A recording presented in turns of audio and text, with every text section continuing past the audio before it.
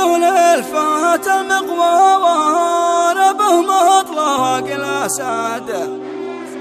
حنينا على الدنيا ومن ماضي العجاب،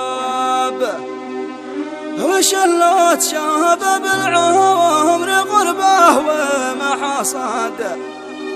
ولا شي سلم تلقوه ولا هود سلاب، ولا سماح الغربه وغبن على الكباد، وبحن حنت جهود من الوقت ذي تعب،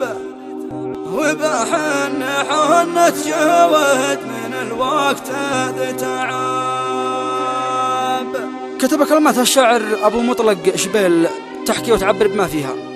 أداء أبو أسعد النصيري، همسة رجل الأستاذ هشام الكوماني. مع تحيات تسجيلات الكوماني.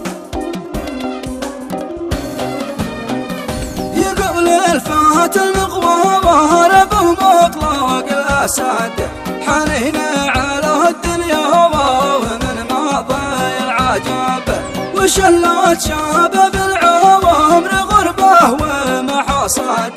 ولا شي سلم تلقوه ولا هود سلاب، ولا سماح الغربه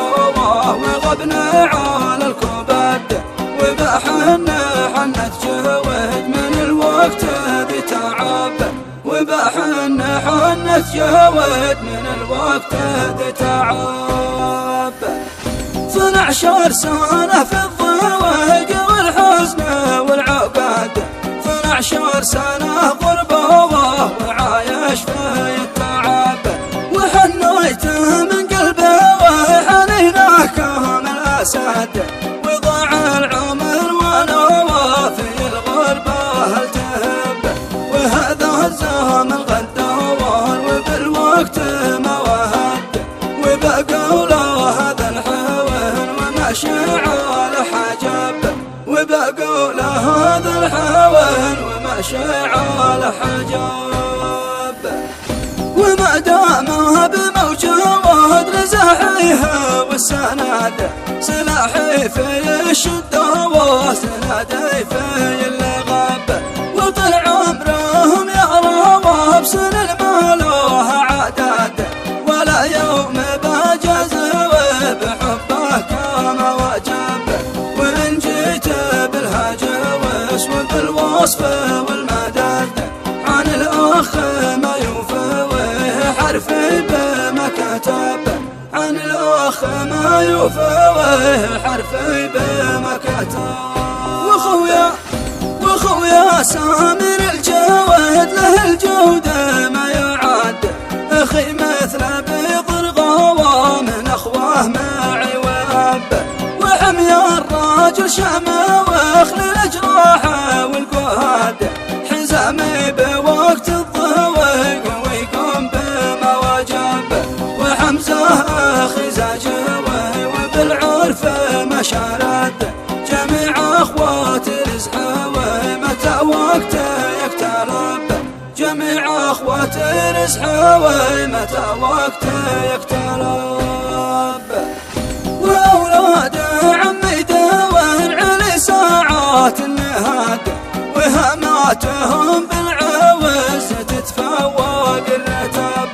وربعي رجال شبوي الذي برقاهم رعد،